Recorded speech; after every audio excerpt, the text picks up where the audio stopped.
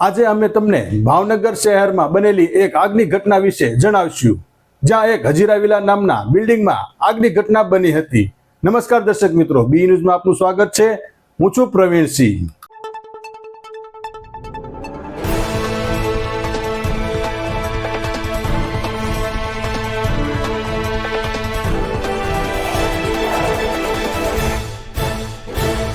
ભાવનગર શહેરના વિજય ટોકીઝ પટેલ જ્ઞાતિની વાડીની પાછળ આવેલ સિદ્ધિના તકિયા પાસે આવેલા હજીરા વિલામાં આજે શોર્ટ સર્કિટના કારણે આગ લાગી હતી। આગની જાણ થતાં જ તાત્કાલિક ફાયર બ્રિગેડને જાણ કરવામાં આવી હતી। માહિતી મળતા જ ફાયર બ્રિગેડનો કાફલો ઘટના સ્થળ પર ખસી આવ્યો હતો અને આગ બુઝાવવાની કામગીરી શરૂ કરી હતી। ફાયર ફાઇટર્સ દ્વારા પાણીનો મારો ચલાવીને આગ પર કાબુ મેળવવામાં આવ્યો હતો। જો કે આ આગની ઘટનામાં કેટલું નુકસાન થયું છે તેનો ચોક્કસ અંદાજ હાલ જાણી શકાયો નથી।